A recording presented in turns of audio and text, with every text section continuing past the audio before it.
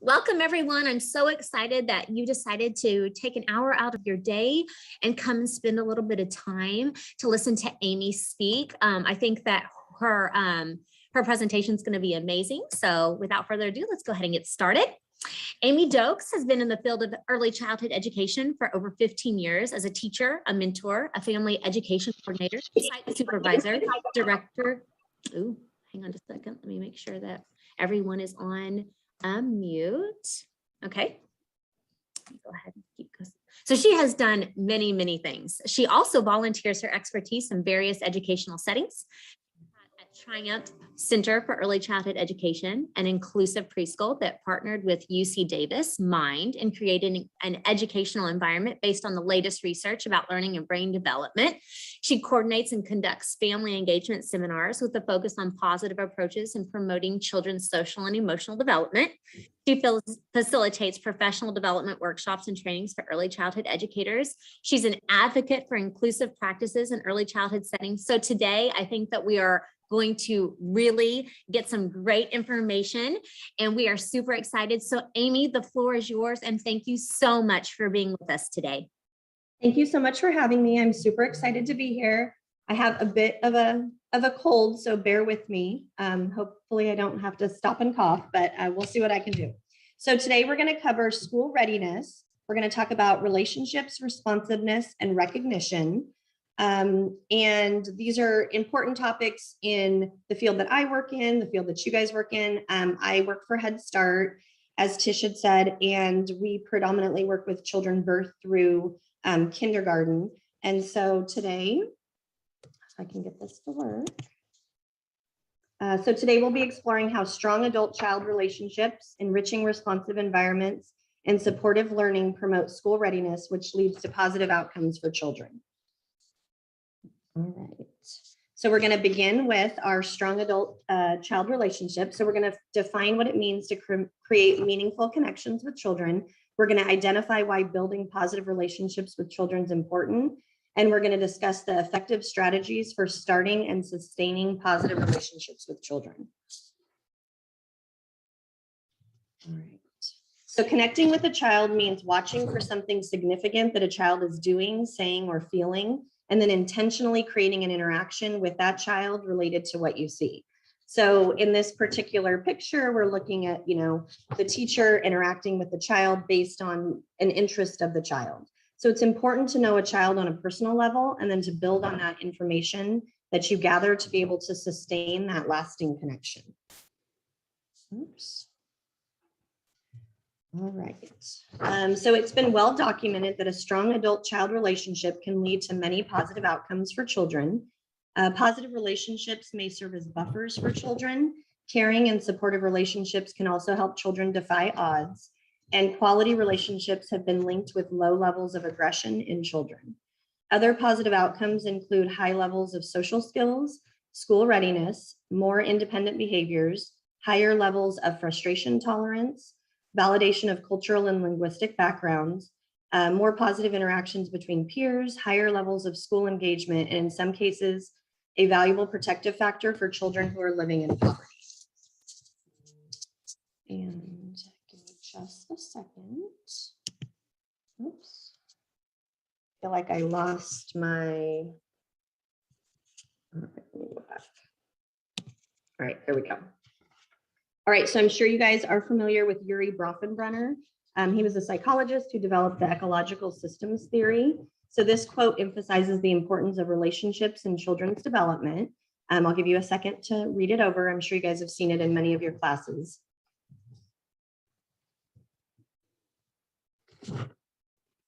So positive relationships are critical in children's healthy development. Meaningful relationships develop through a process of exchanges between a child and someone who intentionally loves, cares for, and spends time with them.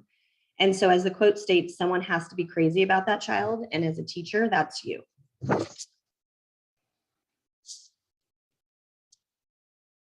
All right, so an important question to ask yourself is, why do you think children thrive when they have a connection with a caring adult? So it's been shown that children's learning improves when educators display a positive affect, they share activities with them, and they make an effort to connect with their family. Children are also more likely to take risks when educators reinforce effort, when they show excitement and enthusiasm, encourage and give positive praise, and when they consistently validate children's feelings. Children's engagement increases when educators plan activities based on their interests, when they ask questions about their life outside of the learning environment, when they honor their home language, and when they provide help and new and challenging tasks for the child. And lastly, children talk and share more when education staff listen, when they make eye contact, if it's culturally appropriate, ask for clarification, ask open-ended questions, and laugh and play with the children. So here are some examples of adults working with infant toddlers. And this is things that they may think about when they make plans to build connections with those infants and toddlers.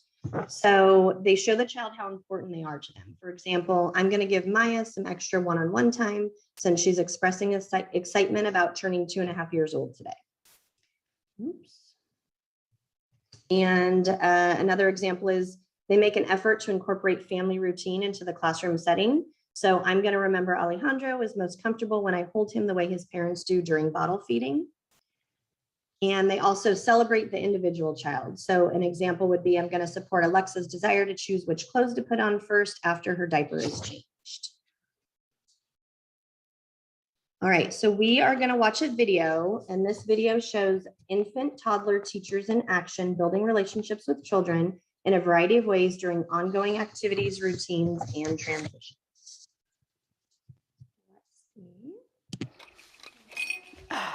Oh, you're choosing the shaker with the bells.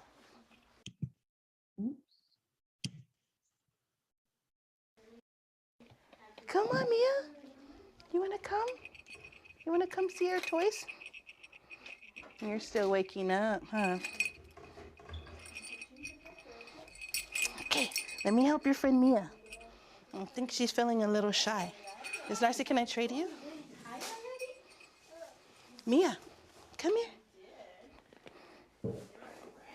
How are you? Huh?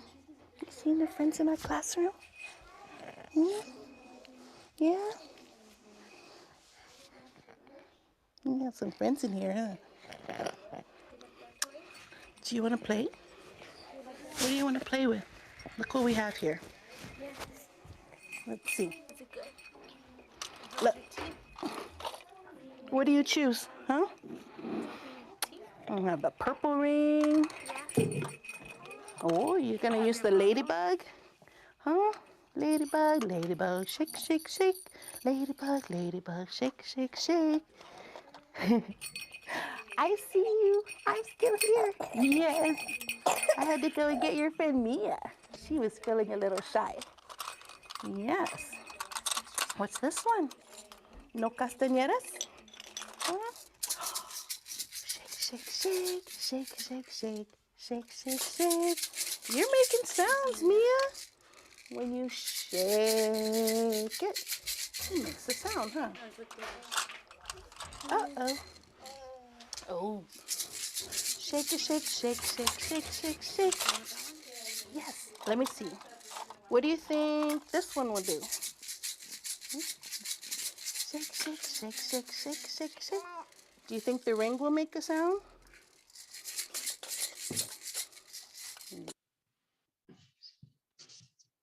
Oops.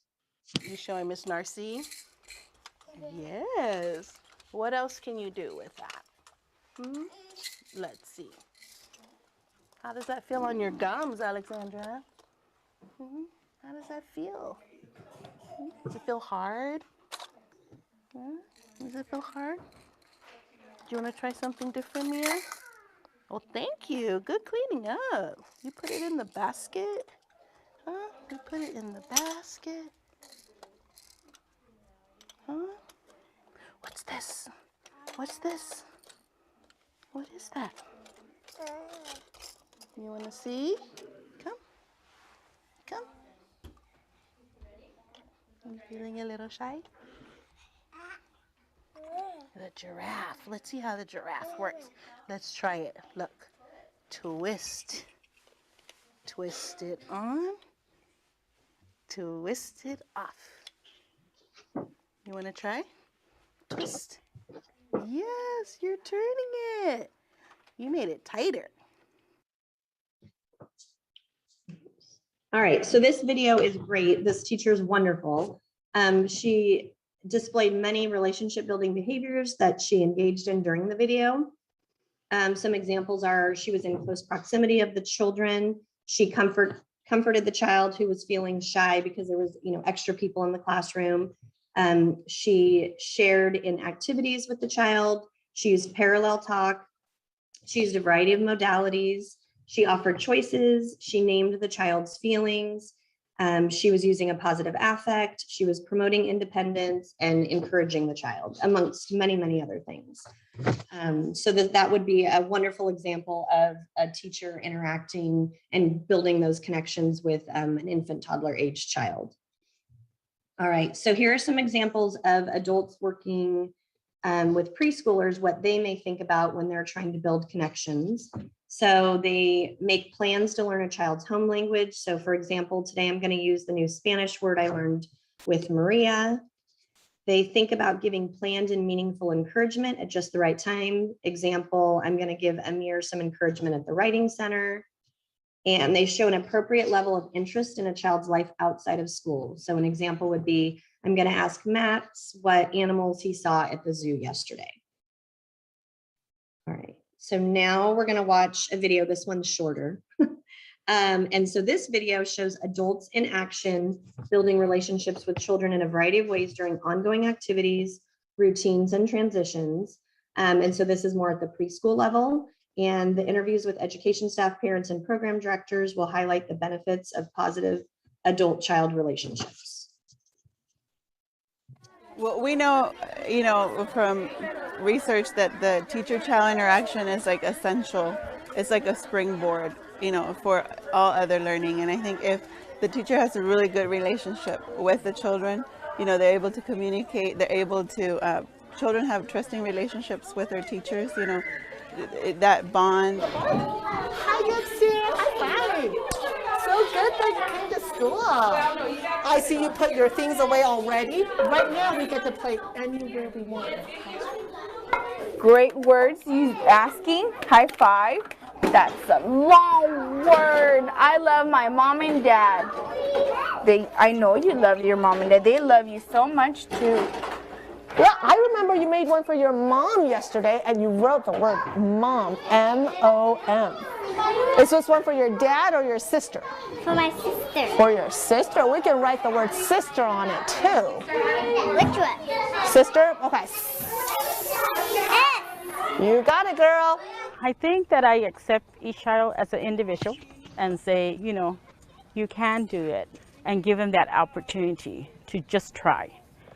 And when they try and they try again and they're like, look, I did it, and yeah, you did it. The sun comes out. And their whole self-esteem goes so high. And then when they get to look at you and show them that you're so proud of them too, it's just like, wow, that teacher really understands me. And it makes me feel like, God, I made a difference to that child. All right, so again, in that video, there was some similarities in the previous video. They were sharing in play activities with children. The teachers were using positive affect. They were letting the children take the lead in activities. They were promoting independence, spreading out during playtime to make sure they were, interacting with all children. They were teaching the names of emotions and providing encouragement. So again, these are all, wonderful ways of building those connections with our students. So when we think about the steps involved in creating and maintaining a positive connection with a child, we know that it's not just a one-time statement of praise, a warm greeting once in a while, or occasionally showing interest in child's life outside of school. Creating and maintaining meaningful connections with children means that we're engaging in a series of planned and purposeful interactions. So these are like back and forth interactions in which teachers are continually monitoring themselves to make sure that the child's engaged and receiving something positive out of the interaction. So a few ways that fostering connections support staff and children at school is when educators observe a child, it helps a child feel safe and secure. When educators offer child encouragement, the child engages in the environment. And when educators plan for instruction, the child is ready for learning. So creating and maintaining meaningful connections with children means that you're engaging multiple times in back and forth planned and purposeful interactions. So it's not just the checking in at the beginning of the day, asking them how they are. It's the engagement throughout the day and making those connections as meaningful as possible. And so here is, this video is, if you ask children about how they might feel and what they might think about when their teacher made efforts to connect with them, these are some examples of what a child might say. I love seeing my teacher. My teacher and I tell jokes together. Sometimes my teacher calls me home to say nice things. I like it when my teacher tells me I'm working hard. My teacher knows I can do it. And so as you can see, teachers have a huge impact on the lives of children, and even the littlest interactions can make a difference. And you really never know, like, it may not be super obvious in the beginning that you've made that connection, but the more persistent you are with it, eventually, the kids will come around. I've had many experiences where you feel like maybe in the classroom, you're not really connecting, but you're trying. And then you have that conversation with a parent and they tell you how, the child goes home and talks about you all the time. It's kind of that persistence as a teacher of really building that connection and maintaining it. And I think it's our job to put the effort in, and eventually, even the hardest kid will come around. So young children typically don't tell us in words or signs what we do to connect with them. We have to observe their behavior to get a sense of the connection. So here's another video. As you watch the following video, think about the caregiver, what she's doing to connect with the children. And this is that teacher that I love so much. She does a great job. Let's talk about your avocado. Eileen is rolling her avocado. What can you do with your avocado? What does it taste like? Oh, you threw it like a ball? It is round like a ball, huh? Is this food or is it a toy? Is that food or a toy? That's for you. Yes, that's right. You have it, Mia. That is your avocado. What do you think you're going to find inside the avocado? Oh, you're bouncing it on your head. Huh? It's not very flat. It didn't stay, huh? What do you think? So what do you see and what do you see on the outside? Huh? Uh-oh. Did your avocado fall? No. Yours, you're right. You are in possession of that avocado. Sorry about that. Yours. Avocado. You say avocado? Your avocado.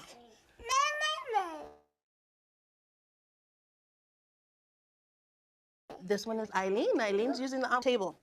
A piece of avocado toast would be amazing right now. Okay, so in the video, what we saw was a lot of eye contact that she made with the children. She's in close proximity. She's talking with she's verbally describing and modeling what the children are doing. She's supporting children's needs, and she's fully prepared for the activity. So when Mia dropped her avocado, which just broke my heart, she was able to grab another avocado out of the basket so that there wasn't any time wasted, looking for kind of a replacement. All right, so as much as we strive to connect and build relationships with children, there are certain barriers to having those quiet moments to spend with a child that simply come with being busy. So I know a lot of times we watch these videos and we're thinking like, it's a teacher with this tiny amount of kids, and that's not like realistic, and that's not really how a classroom looks. But as educators with the best intentions, we can get derailed by a myriad of tasks which beg for our attention on a daily basis. The following tasks can impact the relationships that we have with children. So when we're doing paperwork, we're cleaning up, we're dealing with challenging behaviors, just burnout, lack of support, and activity preparation. So there's always things that are going to come in the way of us building those relationships. It's just a matter of us prioritizing and making sure that we realize like how important it is that we have those interactions while the children are in our classroom, and try to make sure that we're fully prepared for class ahead of time, and that we're not stopping what we're doing to get those little tasks done during the day. All right. So one way to think about building relationships with children is imagining that each child comes with their own personal piggy bank, and a piggy bank can be filled with deposits. Each of these deposits can fill up a child's bank and at the same time work to build a connection and relationship between the adults and the child. So our goal as educators is to make sure that every child has enough deposits so that if we need to make a withdrawal, like in the form of a correction or redirection, that the child's piggy bank has enough positive deposits to offset an occasional withdrawal. So we want to keep in mind that some children are going to arrive to our classroom with piggy banks that are already completely depleted from receiving too many withdrawals and not enough deposits. So ways that we can make deposits into the children's piggy banks would be to provide empathy, would be playing together, giving warm greetings, and then even making positive phone calls home. Those are all ways that we can build the connection and make our interactions positive. All right, so a quick review of this section before we move on to the next. We talked about the importance of creating positive adult-child relationships, that these relationships are the first step in children's learning and for school readiness. We talked about that relationships are a series of back and forth interactions between adults and children. And I want you guys to think about easy and creative ways to build relationships with children in your classroom, and especially those children who prove to be more challenging at first when you're trying to connect. All right. So now we're going to move on to enriching responsive environments. So we're going to discuss the effects and identify the components of effective environments. We'll discuss the approaches to designing the physical space, the contents, and grouping arrangements in a well-organized classroom. So while we just discussed relationships play a key role in children's healthy development, the physical environment also has a significant impact. When environments are engaging, they support children's participation in activities and they promote development and learning. Both indoors and outdoors are important environments to take into consideration. We're going to focus primarily on the indoor environment. So effectively arranged environments can significantly increase child engagement in learning experiences. The components of those classrooms include well-designed physical spaces, the selection of relevant materials that support learning, and how we intentionally group children. So the following are the steps that you would implement when designing your physical space. So you want to look at your classroom, you want to assess it, you want to look at what your strengths and limitations are. And it's also good to get outside input. I know when I was a teacher, and I actually shared a classroom with another teacher, and so we really fed off of each other. She taught the 3s, I taught the 4s, and so we really had to kind of make the environment work for both classrooms and both ages of children. But it's funny how you have your own perspective of things and how you kind of get, you think that it's working one way, but when you have somebody on the outside come in and kind of take a look at it, and if you like truly listen to their feedback, you can kind of see like, oh, there actually might be a better way, to do this or rearrange like the classroom that's more beneficial to the children. So it is important to kind of get a little bit of feedback from somebody else.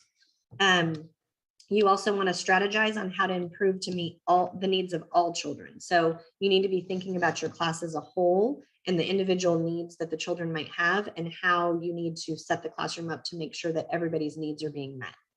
And then once you have all that information, you want to arrange and modify your physical space.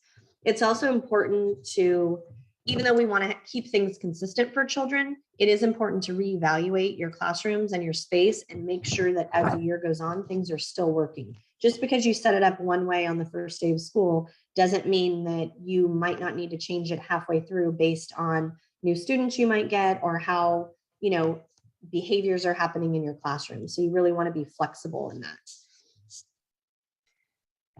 So from a child's perspective, so if you're looking at the classroom from a child's perspective, you want to make sure that the classroom is welcoming and has adequate space. You want to ensure that the materials are interesting and at the child's eye level. You want to make sure that traffic patterns are safe. So you don't want any like open running spaces, that boundaries are established. So you're clearly defining your interest areas. There's a clear line of sight for teachers. So an example would be that furnishings are not blocking the teacher from seeing students at all times. You need to have your eyes on your students at all times. You want to make sure that the children's cultures are reflected in the space. So that may include family photos, that you have various languages represented throughout the classroom, your books, manipulatives, such as like food in the home area, dress up clothes, multicultural dolls and puppets. You want to try to include as much of the culture of the students in your class as you can. You also want to have home-like features. So plants, rugs, pillows, window coverings, flexible space for gross motor, child-sized sturdy furnishings, and that you want to define your active and quiet areas and make sure they're separate. So you could use like your science area to buffer like the block area from the library. So you want to be very intentional in how you're setting up your classroom. And you also want to be looking at it as from the child's perspective. So here is a quick video that further explains.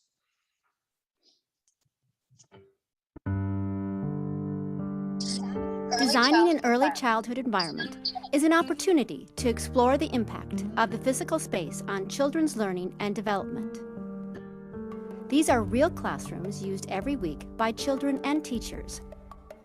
In all of the examples depicted here, as with any classroom in use, you will see strengths and limitations. As you look at these images, ask yourself about the traffic patterns, the boundaries, the teacher's line of sight, the home-like features, and the reflections of culture. How are each of these addressed in the different spaces? Can children easily move about the room? How flexible is the space to accommodate gross motor movement? Do the furnishings look sturdy and child-sized? Are the quiet and active areas in proximity or spaced so as not to disrupt one another? Do you think these centers would be interesting to children? Why or why not? Will children be overstimulated in this environment or understimulated?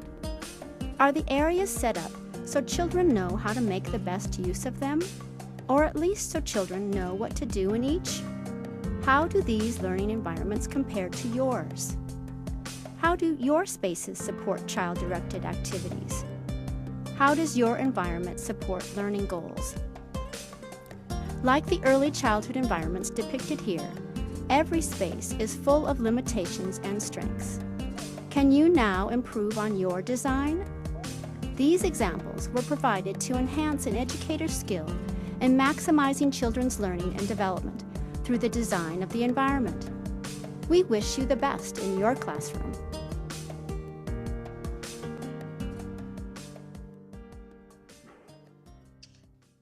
All right. So a teaching team needs to carefully select classroom materials to maximize opportunities for teaching and learning. An underlying principle of developmentally appropriate practice is that children learn best when they're engaged in active learning. So you want to select materials that keep children engaged in learning experiences and activities. You want materials to represent children's interest, sustain their attention, provoke curiosity, and allow children to explore, manipulate, extend, and expand on their learning.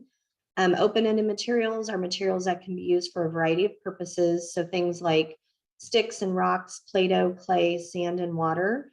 These kinds of materials encourage creativity, symbolic representation, and higher order thinking skills. For example, children can use recycled materials to create buildings and vehicles. So you really want those kind of open-ended items in your classroom. I don't know if you guys have heard of loose parts, but we have a few of our preschool classrooms that have been made over into loose parts classrooms. And they have a lot of these type of, like that are in the picture, open-ended materials. And it's amazing to see the different things that the children do with them. You want materials that can offer experiences that support children's learning across a variety of key domains. So for creative arts expression, language development, physical development, and health. Materials can offer experiences that encourage children to explore and construct knowledge. So for example, mechanical toys, pulleys, magnifying glasses, flashlights, and mobiles encourage logical reasoning and problem solving. You want to select materials that support social interactions by encouraging back and forth exchanges among children as they work and play together. And an important goal in early childhood programs is the development of social behavior. Cooperative play is promoted when the teacher chooses items that require children to work together. So examples include games, dramatic play materials, and blocks. You want to arrange and present materials to promote children's independent use. So materials can be purposefully arranged and presented to promote the independent use by children making choices and being able to access the materials, and allowing children to make choices and decisions regarding activities and materials helps them develop confidence in their abilities. And so there's 3 main guidelines to consider when you're selecting materials for the classroom. You want materials, they need to enhance the children's engagement in learning. Materials need to be engaging to support interactions and cooperative play, and materials need to be arranged in an orderly manner and presented to children in a way that promotes independent use. So as you're deciding on what you want to put in your classroom, these are 3 guidelines that you can refer back to make sure that you're actually selecting appropriate materials for the children. All right. And then another aspect of an effective environment is the grouping approach a teacher employs. So throughout the schedule of the class, intentionally grouping children can enhance a teacher's ability to provide instruction. So this can be done spontaneously in the moment or planned in advance. Either way, educators decide on the purpose. So what is the intended goal of the activity? Determine the composition. So what size group and which children will be in that particular group, and then develop a plan. So who goes where and does what. So the above doesn't have to be a time-consuming activity, but it is instrumental in the success of the purpose of grouping, right? So teachers will be able to group children readily and with better outcomes when they know which skills children are working on currently. They know their children, their developmental level and preferences, and they're able to clearly articulate the educational goals for the classroom activities. So really knowing your students and being purposeful in your groupings, not only benefits you as the teacher, but also benefits the students.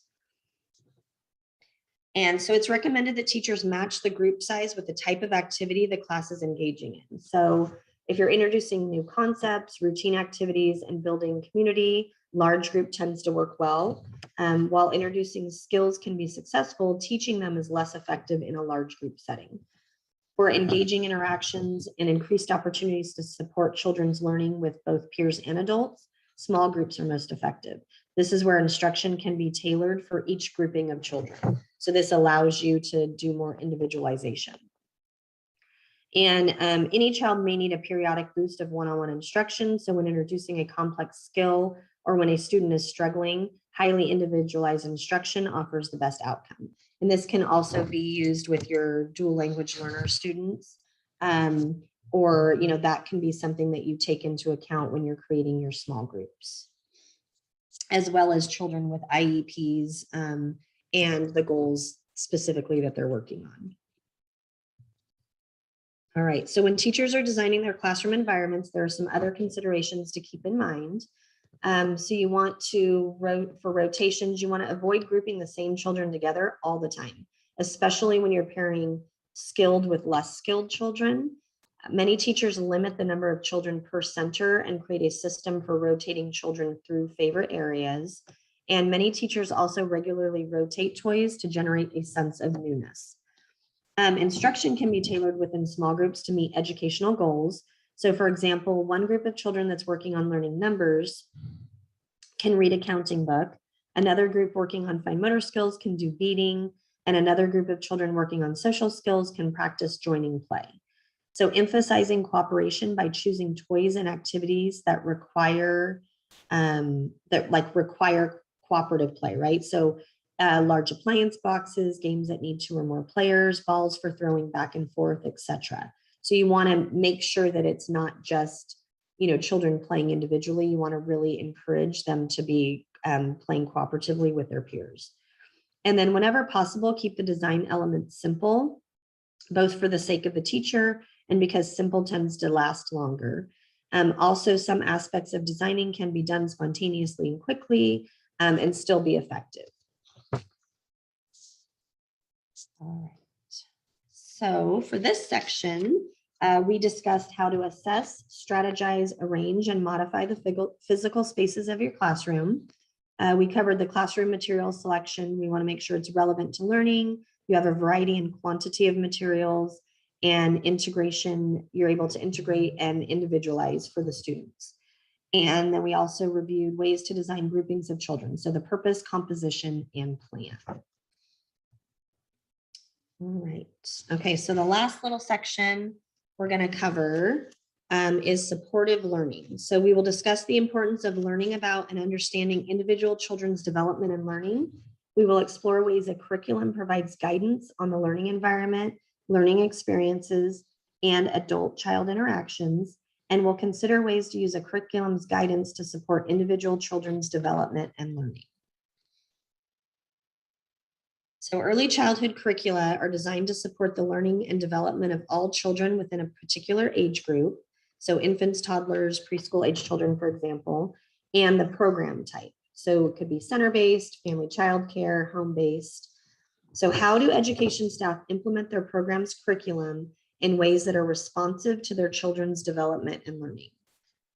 So education staff play an active role in intentionally using a curriculum's guidance and materials to plan learning environments, learning experiences, and interactions that support each child's development and learning. Each child is unique, and there are no one-size-fits-all teaching approaches with young children. So to do this, educators need to ask themselves, what do I know about each child's development and learning? What does my program's curriculum offer? And how do I implement my program's curriculum to support each child's development and learning? So through the use of ongoing child assessment and frequent conversations with families, it is possible to discover a lot about children's development and learning. It's possible to be responsive to children's development and learning while implementing the curriculum with fidelity, considering what the curriculum offers and ways to individualize learning opportunities and interactions. And so before we go a little bit further into using curriculum responsively, we're going to review how children develop and learn.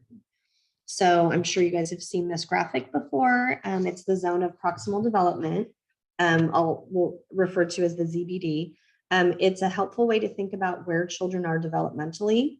And the ZBD is introduced by psychologist Lev Vygotsky, and it includes the following. So the innermost circle represents what children know and are able to do on their own without assistance. The outermost circle represents the skills and concepts children have yet to start learning.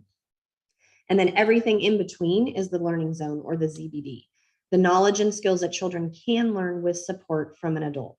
So the ZBD is the optimal zone for new learning. Children benefit from multiple related learning opportunities in the what I can do with help circle. So educators can responsibly use their curriculum's guidance to support children with learning in their ZBD. When adults help children learn within their ZBD, it's called scaffolding. And scaffolding includes different levels of support and feedback to meet individual children's needs. So some examples of scaffolding strategies include providing hints, offering a range of possible supports, and then using additional resources like books, visual reminders, and even using other children. So in Head Start, we use something called the Early Learning Outcomes Framework, which we refer to as the ELOF. And this helps the educators and families understand what broad expectations for development including that we have for children. So it includes the appropriate learning goals and the developmental progressions. So the ELOF can be used as a tool to better understand children's development and learning. And so it's broken down, we have the infant toddler domains, we have preschool domains, and then the central domains go across the top. And this is, loosely aligned to the DRDP, which is the assessment that we use here in California to assess our children. So our Head Start program uses the DRDP 3 times a year. And our ELOF is closely aligned to the DRDP. So although the ELOF describes expected developmental progressions, children vary widely in their development and learning. They each develop at their own rate and may progress more quickly in one domain than another. And in addition, not all children move through developmental progressions in the same way. The developmental sequences that children follow might differ.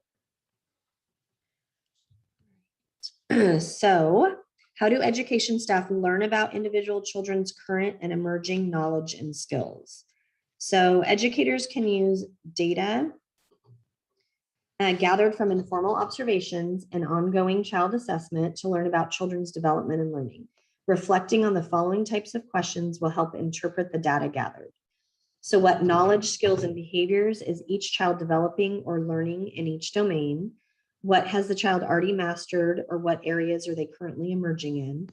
How can I build opportunities to practice emerging skills in the learning experience I plan for each domain?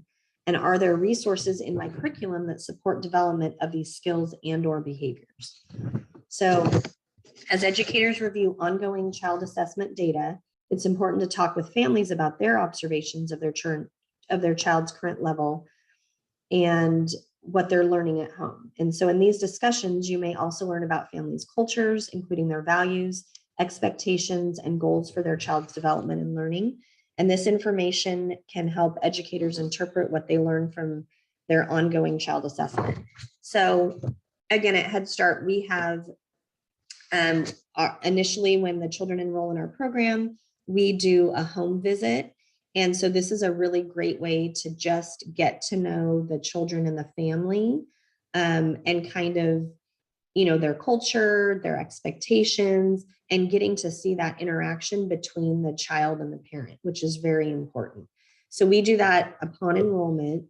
And then after our first assessment period in the fall, we have a parent-teacher conference, and then which is done on site at school. And then we do our second DRDP in the winter. And at that point, we do a second home visit with families. And so we're able to kind of like review our winter DRDP with the families, but also it's a good time again to touch base with families and, see how things are going in the home. And if there's any other needs, that they have outside of what the children needs in the classroom. So Head Start's fully comprehensive. So we not only work with the children, but we're also working with families and making sure that their needs are being met. And then at the end of the year, we do our third DRDP in the spring, and then we follow that up with another parent-teacher conference done at the school site. So educators use information from ongoing child assessment to individualize supports for learning based on children's current levels of development. The ELOF can be used along with ongoing child assessment tool to understand where a child is developmentally and where the child may progress next. So in addition, staff need to consider a child's interests, temperament, culture, and linguistic backgrounds, and other strengths and needs. And again, those are great opportunities to get that information when we're having these meetings with parents. And then again, pick up and drop off every day. We have those ongoing conversations. Things have been a little bit different with COVID. Some of our sites are located on school campuses. And so we're not having those, daily interactions like we used to, because parents are having to drop off outside of the classroom. But we do our best to keep in contact with families so that we have that, that connection with our families, which is really beneficial for our students.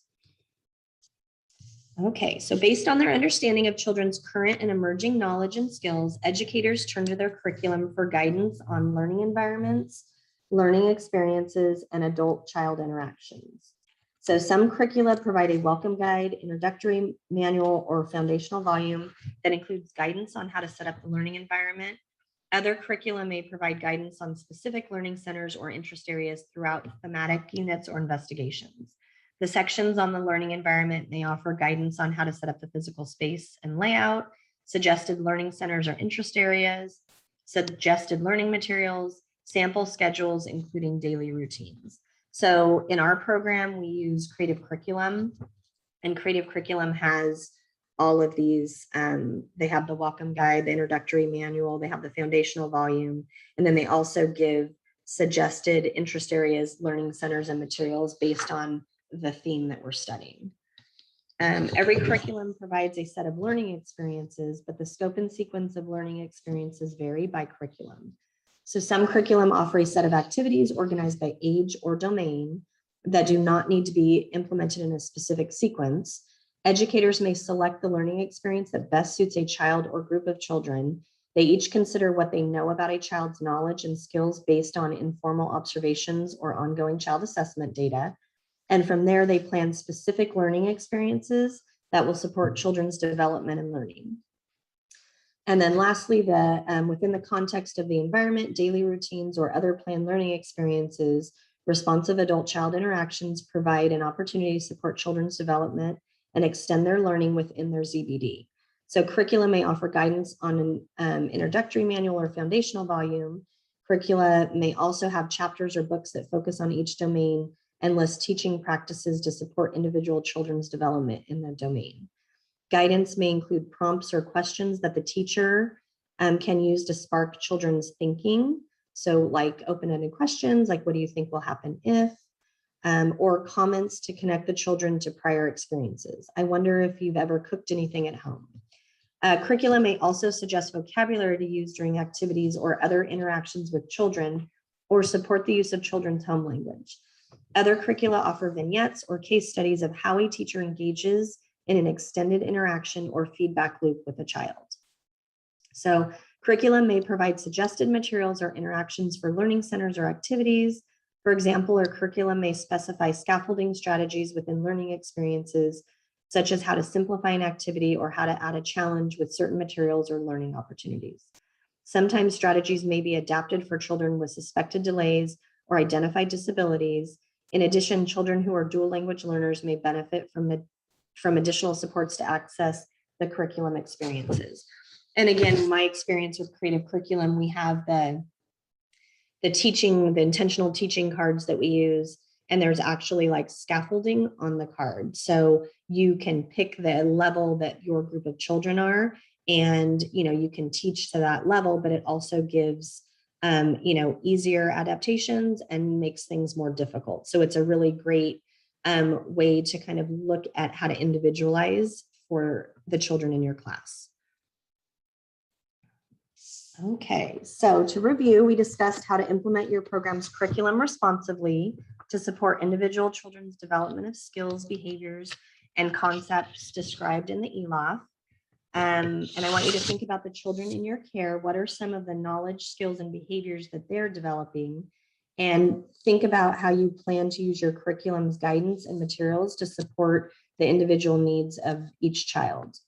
Your curriculum provides you with many tools and strategies to support children's development and learning, but you have the important role of making these curriculum resources to meet the individual learning and needs of all the children. All right, and so most of my resources that I used today came from our wonderful Head Start website. We call it the eClick, which is the Early Childhood Learning and Knowledge Center, and it's accessible to anybody. They have so many resources, and they have what's called the 15-minute in-service suites. And so you can go in and you can watch a video, and there's just many, many resources. And most of the in-service suites are linked to class, the class tool. And so it's kind of broken down by that. And so it's super beneficial. And we utilize it all the time for our trainings and with our teachers, and just for my own personal use. So it's a really great resource. And so And then if anybody has any questions for me, I probably talked a lot and went really fast.